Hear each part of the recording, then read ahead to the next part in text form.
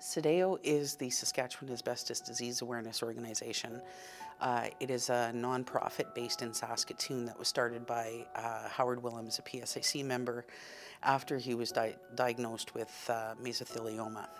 He'd been involved with the Ban Asbestos Committee through the Saskatchewan Federation of Labour, and it was an organization that both Howard and Bob Sass, who is a respected academic who's made asbestos awareness his life's work.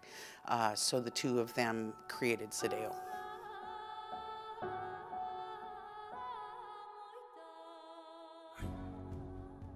So together they created this organization with the goal of creating awareness among people in Saskatchewan, and hopefully with a broader scope of going national, to help create awareness of asbestos-related diseases, the risks of handling asbestos, as well as they had a vision of creating a registry. This registry would actually have a list of all the public buildings in the province of Saskatchewan, and hopefully have a national registry listing all the federally and provincially operated buildings that contain asbestos. And not just a list of the buildings that had it, but also a detailed description of where the asbestos were located, the condition of encapsulation, and like a regular monitoring program as well. I got involved in SADEO because Howard was one of my best friends.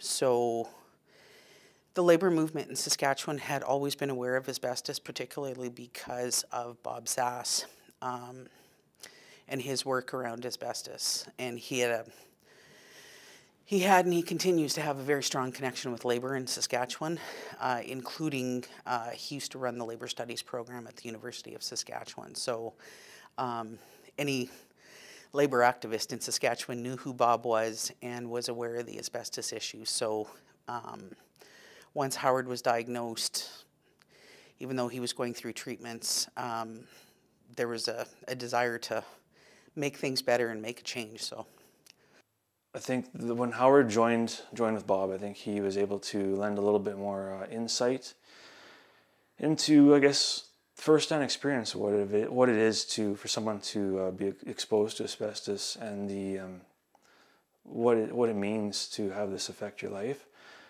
And I think it brought everything home, and it brought a focus of the organization as far as they don't want to ban asbestos, which was the previous goal. The new goal was to create awareness, to protect the public was the main focus. When Howard was diagnosed, he did a lot of research, and his idea, because he was a health and safety activist with his union and very involved in a lot of social justice issues, instead of just worrying about treatment, he wanted to know what could be done so nobody else had to go through this. And through the research and working with Bob, the one thing that he decided was that a registry of public buildings that contained asbestos was critical. That Canadians had a right to know if they were going into a building, if there was asbestos in the building, and also what the condition of it was. So in between, a variety of treatments, surgery and chemo and radiation, Howard started to use all of his skills as a union activist to lobby both municipal, provincial, and federal government.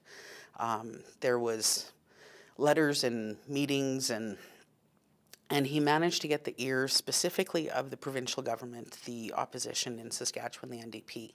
It started with Cam Broden, who is currently the leader of the NDP in Saskatchewan. He was the health critic at the time. He brought a private member's bill to the floor of the legislature with a lot of consultation with Howard. They worked on it together as far as what the bill should look like, what it should include. Myself, Howard's stepson, and his sister, we were in the legislature when that bill was introduced, Bill 604, and the provincial government was not interested. The government did not support it. They said it was going to cost too much money. It was going to, it just wasn't feasible with the system they had. Their response was, well, we'll do it voluntary. You know, it doesn't have to be mandatory. We didn't give up. We basically took all of their arguments as an organization, and we counter-argued, I guess, everything that they brought up. It evolved. It was going to be just the Saskatchewan Asbestos Disease Awareness Organization, along with Public Service Alliance of Canada, more specifically, I guess, the Prairie region. We were able to be put into contact with the Canadian Cancer Society and the Saskatchewan Lung Association. I guess the Canadian Cancer Society first heard about the asbestos advocacy that was going on in the province back in the fall. A PSAC member asked a question of the Labour Minister at the time at an SFL convention. So that was our first word of it. We had also seen Howard Willems, a PSAC member on the National, telling his story about mesothelioma, but we hadn't quite got involved at that point and weren't quite sure how to get involved. And then we followed Howard's story, and you know, regretfully, he passed away from his cancer. And then all of a sudden, out of the blue, an NDP member here in Saskatchewan introduced a private member's bill to adopt an asbestos registry in Saskatchewan. And I heard that on the news, and so I immediately called Cam Broughton, the author of that bill, and said, how do we get in touch with the people who are behind this? And it was at that point that Cam mentioned PSAC and Howard's family and CDAO, and we just got a meeting together and got the ball rolling. Canadian Cancer Society Saskatchewan Division and the Saskatchewan Lung Association were interested in working together with CDAO and PSAC on getting this issue moved forward. As the union, we facilitated the discussion, but all three nonprofits worked really closely together. They established a relationship with government and opposition, and you know, everybody put some dollars into it, and there was a public campaign, and I think that was part of what was critical. It wasn't seen as a union issue. It wasn't seen as, you know, one person's crusade. It now became an issue that citizens everywhere could relate to. We felt very comfortable that this was a story, this was an issue around protecting workers' health. Howard Willems was part of PSAC. He was a worker whose life ended as a result of asbestos he was exposed to on the job. PSAC or any other unions, they are there to protect their workers. And our work here at the Canadian Cancer Society is to prevent cancer. So it made perfect sense to work with any organizations who cared about this issue and who were willing to take it on.